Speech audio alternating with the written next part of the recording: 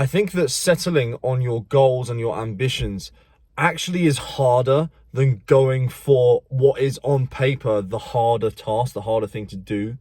I was just thinking, like, right now with my dad, we are trying to change the music education space. We're trying to build a company that has, so many moving parts, software, hardware, will be internationally used, etc., etc. But in my mind, although that sounds harder, in my mind, it's so much easier to do and digest because my brain is obsessed with this task. Like I'm always thinking about how to improve in every single aspect of that.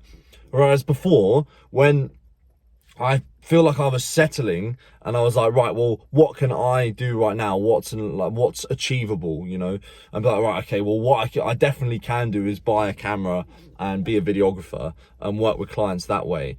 I feel like that was so much harder because it isn't what I actually deep down wanted. So my brain wasn't obsessed with it. If anything, I was trying to avoid doing that and working on that, particularly near the end, as much as possible.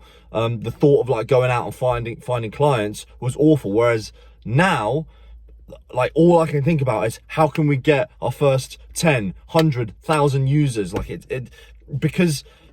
and even though that is technically harder, my attitude towards it makes it easier, makes the task more digestible.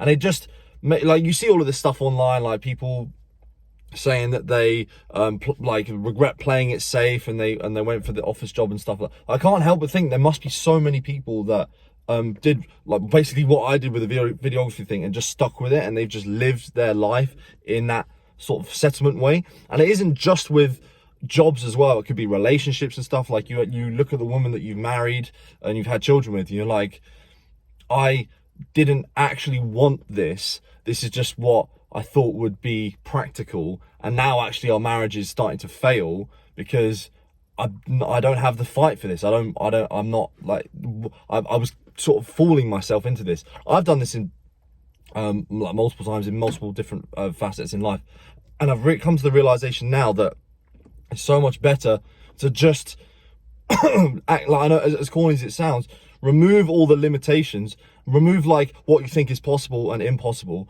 get rid of all of that stuff. What do you want?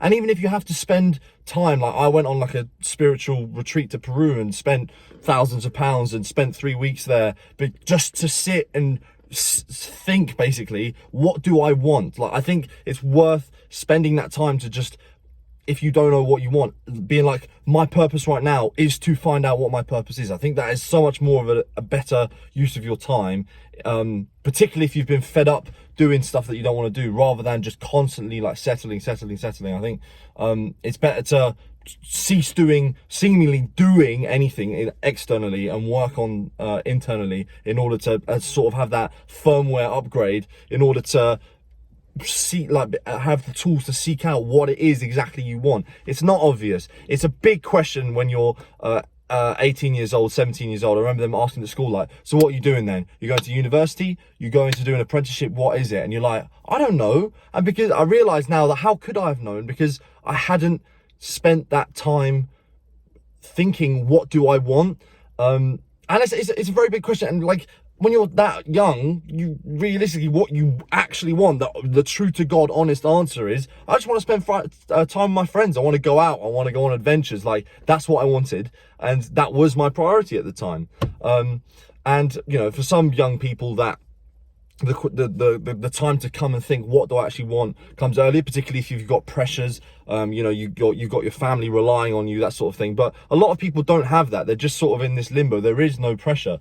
But I think that it does come to a point where you settle for long enough. This is what happened to me. You just settle for long enough, and then you think, I actually now need to just think, what do I want? And that, knowing what that is, will give you infinitely more motivation to actually execute that. So yeah, we're trying to do something huge here. Admittedly, and we've come so far already, particularly on my dad's end of things. Like, he's been through an absolute war to get to where he is, like what we have now, which is an app and hardware, and we're basically ready to approach users now. But that is like actually easier than settling for things, because it's all about motivation and like, is your brain actually going to care about this and think about it in spare time? But anyway, if you are thinking of settling, that might not necessarily be the wrong thing to do right now, because on top of all of that, in order to work out what you want to do and spend that allotted time to figure that out, you need a certain level of frustration to motivate you to work out what you want to do anyway. So I wouldn't have gone to Peru had it not been for settling. So I can't say to you completely, don't settle at all, just immediately go for your goals, because sometimes in order to show you how dire that actually is, you need to learn from experience. So I'm not necessarily saying this to you and you'll just understand it completely verbally. You might need to live this experience, but I'm just saying that giving you some sort of insight as to what potentially might happen in your future in terms of your progression to finding your purpose. Anyway, I hope this is helpful, and I'll see you in the next one.